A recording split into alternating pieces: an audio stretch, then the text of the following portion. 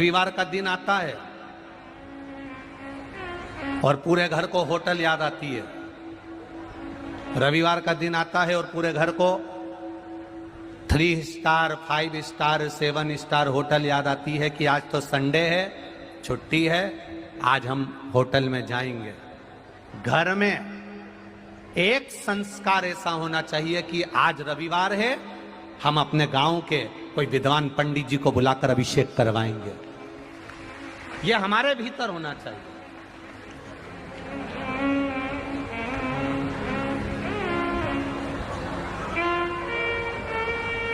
आज रविवार है, हम कुछ भगवान की अविरल भक्ति पूरा परिवार मिलकर हम भोजन करने के लिए होटल में जा रहे हैं।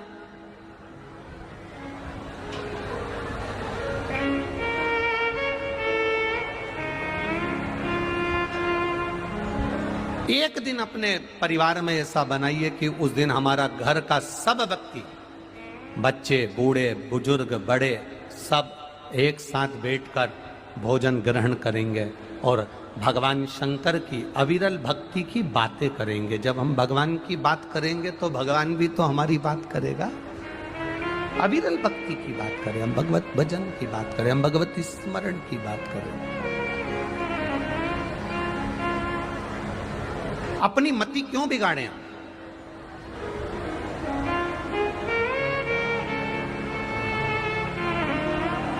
हम अपनी बुद्धि को, अपने चित्त को क्यों बिगाड़ रहे हैं? हम कभी मना नहीं करेंगे कि आप होटल मत जाओ। हम कभी मना नहीं करेंगे कि आप 5 स्टार 7 स्टार होटल में मत जाओ। क्योंकि हम अगर मना भी कर देंगे कि तुम होटल मत जाओ तो तुम क्यों मानोगे? हम तुमसे कहते 7 स्टार होटल में मत जाओ तो तुम मानोगे क्या? हम तुमसे कहते 5 स्टार होटल में मत जाओ, तुम मानोगे नहीं। तो जो तुम मानने वाले हो ही नहीं तो तुमको बोलकर फायदा कौन सा? इसलिए तुमसे कह रहे, तुम 5 स्टार होटल में भी जाओ, मना नहीं है। 7 स्टार होटल में भी जाओ, मना नहीं है। खूब होटल का खाओ, मना नहीं है। पर निवेदन है, हफ्ते में एक बार अपने परिवार के साथ अपने घर में बैठकर भजन भी करो और भोजन भी करो। हम होटल जाने की मना नहीं करेंगे। आपका मन है, आप जा सकते हो। आपके पास में पूंजी है, आप खूब घूमो, खूब जाओ, खूब घूमो। रविवार के दिन सूर्य नारायण भगवान को जब जल चढ़ाया जाता है, हाथ सिर से 8 इंच की दूरी पर होना चाहिए। जम के बोलिए, सिर से कितना ऊंचा होना चाहिए? 8 इंच ऊपर अपना हाथ होना चाहिए मस्तक से सूर्य को जल चढ़ाते समय। और ना चांदी का, ना स्टील का, ना लोहे का, ना प्लास्टिक का, ना कांच का, ना सोने का कोई बर्तन, ना कांसे का, ना एल्युमिनियम का, ना पीतल का। केवल एक पात्र होना चाहिए, वो है तांबे का। काय का पात्र होना चाहिए? तांबे का पात्र। और सूर्य नारायण भगवान को जब 8 इंच ऊपर तुम्हारा हस्त है और जब हम सूर्य को जल चढ़ा रहे हैं, कैसे जल चढ़ाना है वो भी समझ लीजिए। अगर कोई कैंसर का मरीज है, जिसके चेस्ट में कैंसर आ गया हो, लेफ्ट में, राइट में कहीं पर कैंसर आ गया हो, या कोई गठान आ गई हो, तो महाराज आप जल चढ़ाते समय उस जल की धार को सूर्य भगवान को जब चढ़ा रहे हो तो धार आपकी गठान की ओर जाना चाहिए, जिससे सूर्य की किरण उस जल में से आपके उस स्थान पर पड़े, उस जगह पर पड़े जहां पर गठान है। महाराज आप लगातार जल तो चढ़ाना चालू करो, अच्छे अच्छे डॉक्टर फेल हो जाएंगे और कह देंगे गठन ठीक हो गई।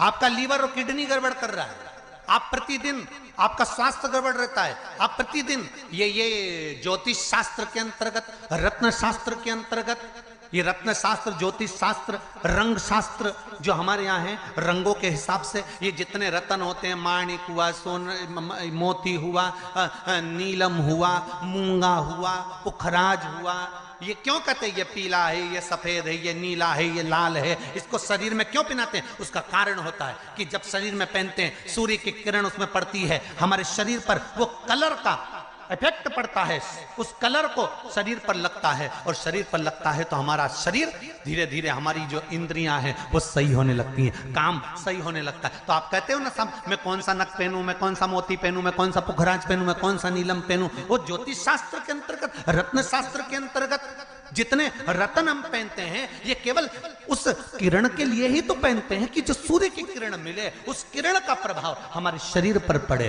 तो इन सबसे अच्छा है कि सुबह शंकर भगवान का नाम लो, तांबा का लोटा में जल भरो, 8 इंच ऊपर सिर से हाथ होना चाहिए, और सूर्य नारायण भगवान का दर्शन साधारण नहीं, जो जल तुम चढ़ा रहे हो वो जल की जो धार आ रही है उसमें सूर्य का दर्शन होना चाहिए, तो कैंसर की बीमारी कभी नहीं हो सकती।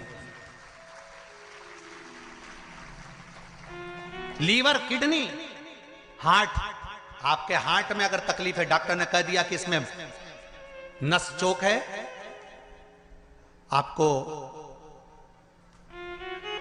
कहीं ना कहीं छल्ला डलेगा, आपको कह दिया इसमें कुछ ना कुछ प्रॉब्लम आ रही है, आप सूर्य को अर्घ देना चालू कर दो, सूर्य को जल चढ़ाना चालू कर दीजिए। आप सूर्य को जल चढ़ाओ, वो जल की जो तरंग आ रही है, वो जल जो निकल कर जा रहा है, उसकी जो किरण आपके हृदय पर, आपकी छाती पर पड़ रही है, नाड़ियों में पड़ रही है, नसों में पड़ रही है, उसका बल देखो तो सही। 1 महीना लगातार चढ़ाओ, तो 15 दिन 20 दिन कर तो देखो। क्यों राम जी महाराज जल चढ़ाते थे, क्यों भगवान कृष्ण जल चढ़ाते थे सूर्य को, क्यों दशरथ जी महाराज जल चढ़ाते थे, क्यों कश्यप ऋषि जल चढ़ाते थे सूर्य को, सारे 33 कोटि देवता, सारे ऋषिवर, साधु संत सन्यासी तपस्वी साधक उपासक सब भगवान सूर्य को अर्घ दिया करते थे। क्यों देते थे, किस लिए?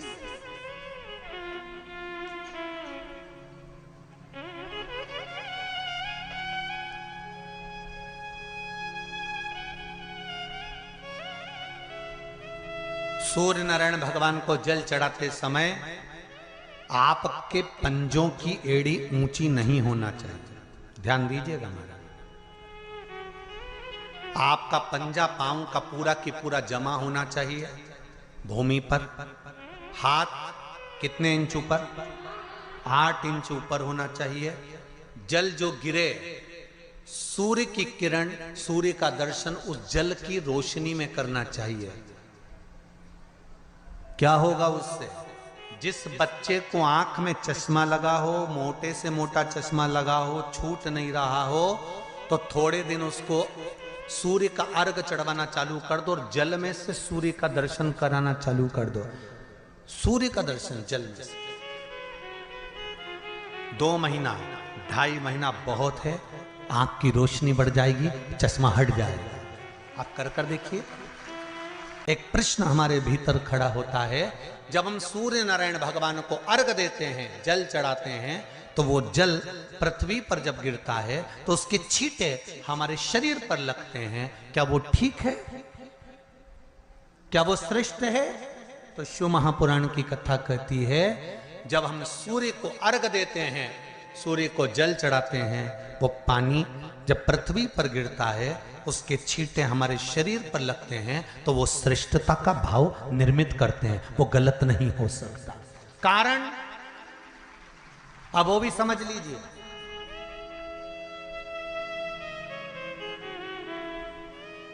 अब सूर्य नारायण भगवान को आप जल चढ़ा रहे हो तो छींटे नहीं लगे, उसके लिए क्या स्टूल पे चढ़ के चढ़ाओगे कि कुर्सी पे चढ़ के चढ़ाओगे? अरे बोलो तो सही। अब कई लोगों के दिमाग में यह बात भरा गई कि हम भगवान को जल चढ़ाते हैं, वो हमारे शरीर में छींटे लगते हैं, जमीन पे से पानी गिरता है, वो हमारे शरीर को छींटे लगते हैं, भगवान को अच्छा नहीं लगता होगा। कौन ने कहा? पहले तो उसको पकड़ के ला।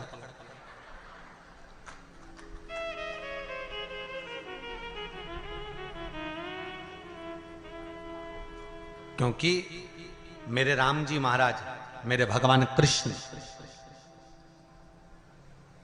बड़े बड़े संत साधु सन्यासी तपस्वी साधक उपासक जितने भी हुए, जिन्होंने सूर्य की आराधना करी, इन्होंने टेबल पे चढ़कर या कुर्सी पे चढ़कर जल नहीं चढ़ाया, इन्होंने पृथ्वी पर खड़े होकर ही, क्योंकि पृथ्वी तत्व के देव हैं शिव। जब हम मृत्यु लोक पर खड़े होकर, पृथ्वी पर खड़े होकर भगवान शंकर का भाग पृथ्वी तत्व को धारण कर कर जल को हाथ में लेकर जब समर्पित करते हैं और जो जल नीचे गिरता है वो शरीर पर अगर लगता है तो हमको उसका आशीर्वाद ही प्राप्त होता है, दोष नहीं लगता। पर लोगों ने इसको विपरीत कर दिया कि कौन ने विपरीत करा? कई लोगों ने इसको विपरीत कर दिया। कौन ने विपरीत करा? तो जो दूसरे धर्म के लोग होते हैं, जिनको हिंदू धर्म से नफरत होती है और जो हिंदू धर्म की पूजन सेवा अर्चना को समाप्त करना चाहते हैं, वो धीरे धीरे धीरे धीरे कहने लगे कि सूर्य को जल चढ़ाओगे तो शरीर में लगेगा, शरीर में लगेगा तो दोष लगेगा। इसको कह कहकर घर घर में सूर्य को जल चढ़ाना लोगों ने बंद कर दिया कि आप जल चढ़ाएंगे तो दोष लगेगा, शरीर पे छींटा लगेगा, शरीर को ऐसा लगेगा। ये दोष नहीं है। किसी भी देवता के मंदिर में रोज जाकर जल नहीं चढ़ाया जाता है, पर दो इस शिव पंचायत के दो देव ऐसे हैं जिनको रोज जल चढ़ाया जाता है। एक सूर्य नारायण और दूसरे मेरे देवाधिदेव महादेव। दोनों पर जल रोज चढ़ता है प्रतिदिन।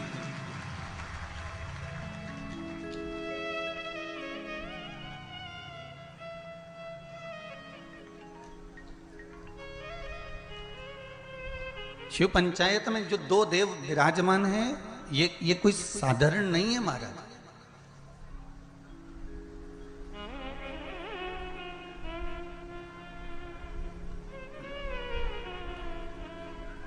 इन दोनों देवताओं पर जल जो चढ़ाने का क्रम है,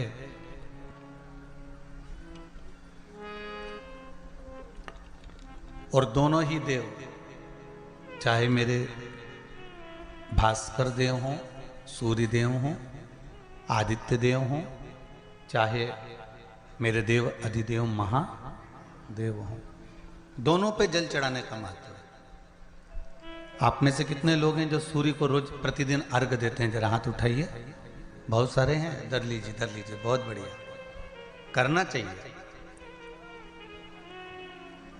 ये जो आज के समय में दुनिया के लोगों को जो ये बीमारियां हो रही हैं ना, कि हृदय गति रुक जाती है, कहीं अटैक आ जाता है, कहीं हार्ट काम करना बंद कर देता है, कहीं लीवर किडनी में सूजन आने लगती है, कहीं लीवर काम करना बंद कर देता है, कहीं किडनी काम करना बंद कर देती है, कहीं डायलिसिस चालू हो जाता है, कहीं बाईपास करवाना पड़ जाता है, कहीं नसें ब्लॉक होने लगती हैं, डॉक्टर ने कह दिया बाईपास कराओ।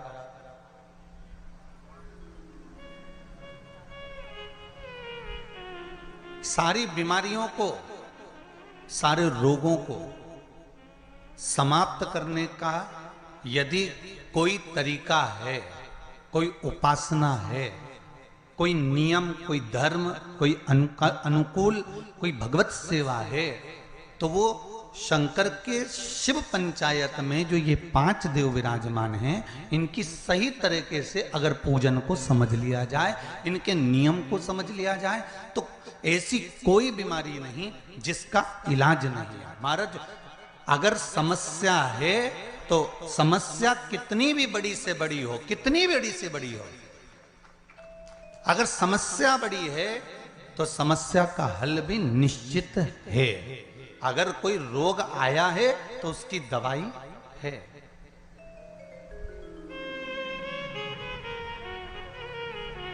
कोई दुख, कोई तकलीफ, कोई कष्ट आया है, कोई रोग आया है, कोई बीमारी आई है, कोई दुख आया है, तो उसका हल है, उसका हल निकले।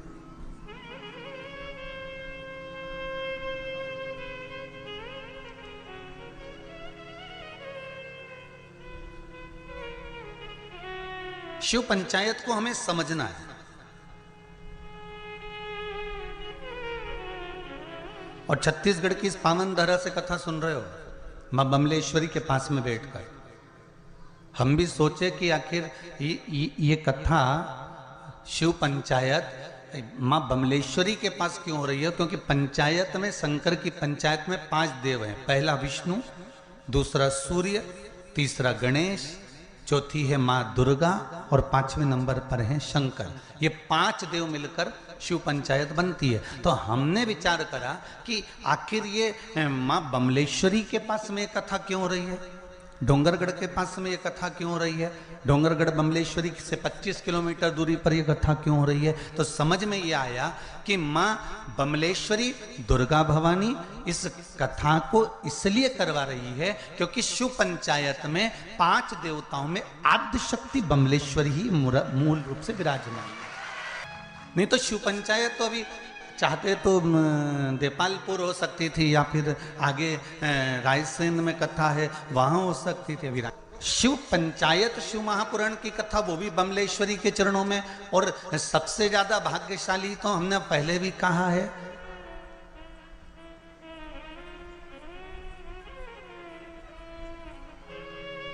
और हम तो महाराज केवल इस पोथी और पुराण को लेकर आते हैं और जितना है इसमें खजाना भरा हुआ आपको लुटाने का प्रयास करते हैं कि आप इसको लूट लो, आप अपने पास में इसको रख लो, फिर मौका मिले ना मिले इसको संजो लो, इसको रखिए। इसलिए कहते हैं ना राम नाम के महाराज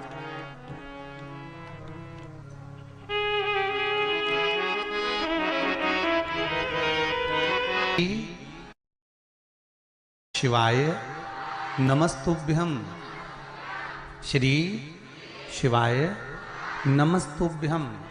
शिव आराधना में अगर हमारा चित्त लगा हुआ है, ये जितनी जितनी बीमारियां हैं,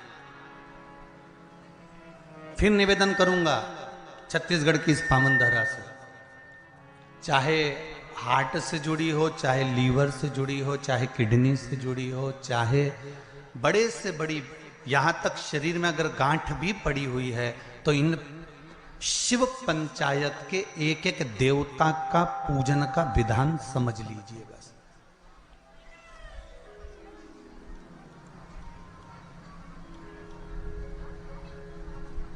एक एक देवता का हमें विधान समझना। शिव परिवार का मंदिर आपके गांव में भी होगा, है शिवलिंग, गणेश जी, कार्तिकेय, पार्वती जी, नंदीश्वर, ये सब अपने गांव में भी रहता, अपने गांव में भी है, ठीक है।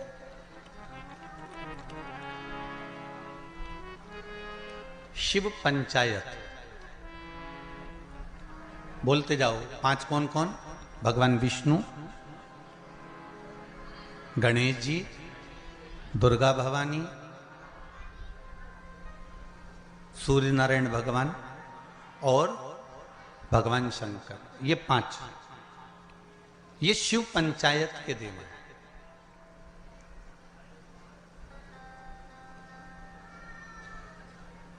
कहते हैं पंच तत्व से मिलकर ये मनुष्य का शरीर बना हुआ है। पंच तत्व से मिलकर ये ब्रह्मांड बना हुआ है।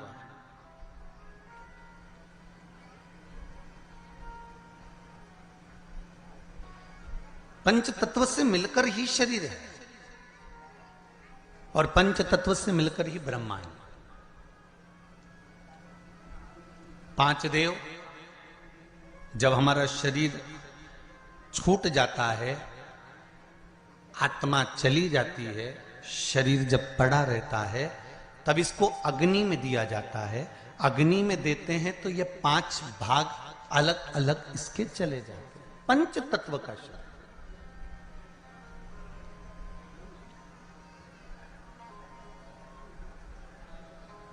ब्रह्मांड में सबसे ज्यादा क्या चीज है? पृथ्वी की पानी। अगर आप नेट पर सर्च करेंगे, निकालेंगे, करेंगे, कहीं सुना होगा तो सबसे ज्यादा है जल। शरीर में भी सबसे ज्यादा क्या है? अरे जम के तो बोलो, जल। सबसे ज्यादा जल। पंच तत्व के 5 देव शिव पंचायत में है। पहले नंबर पर है गणेश, जो जल के देव हैं। काय के देव हैं? जल के। शरीर में भी अगर जल है तो उसके देव श्री गणेश जी महाराज हैं, और मृत्यु लोक में भी अगर जल है तो उसके देव श्री गणेश जी महाराज हैं।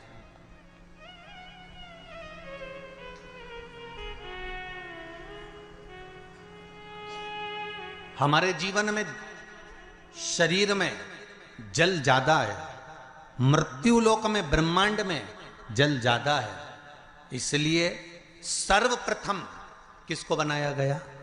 श्री गणेश जी महाराज को। क्यों? क्योंकि ये जल के देव हैं।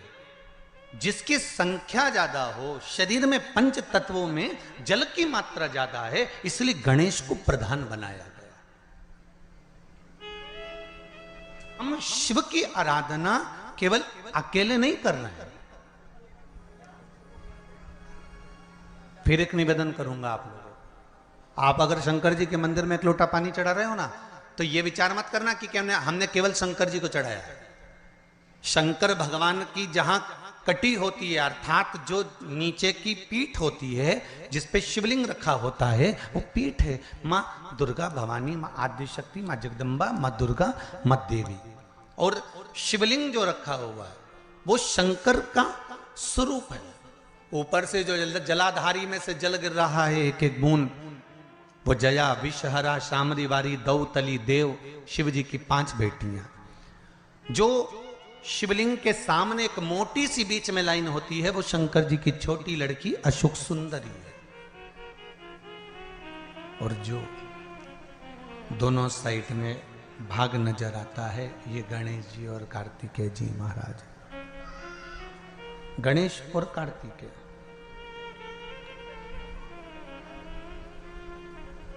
जहां से जल निकलकर बाहर जाता है मंदिर के बाहर की ओर जाता है, वहां और शिवलिंग के पास में 33 कवटी देवताओं का स्थान होता है। आप जिस कामना से पशुपति व्रत करते हैं,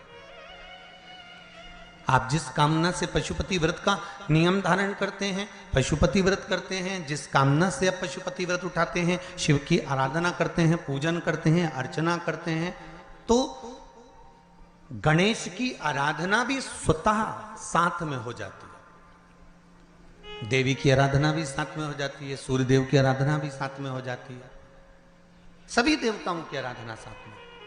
और जब आराधना साथ में होती है तो उसका फल भी हमको प्राप्त होता है।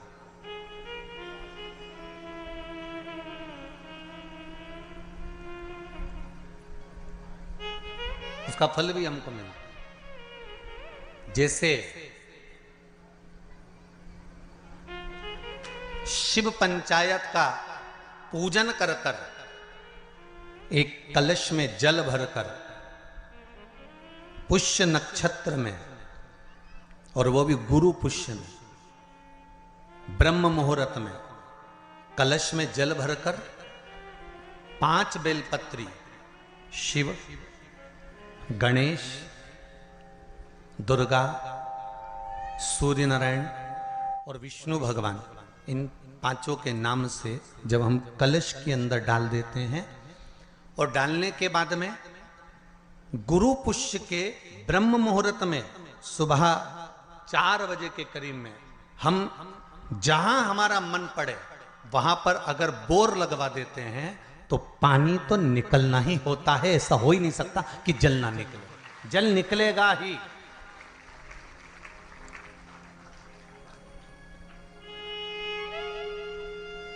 बस जो 5 देव के नाम से अपने 5 बेलपत्री जल के पात्र में रखी, वो कलश जहां बोरिंग हो रहा है उस स्थान पर रखा होना चाहिए। जहां बोरिंग हो रहा है उसके पास में रखा होना चाहिए। कब तक?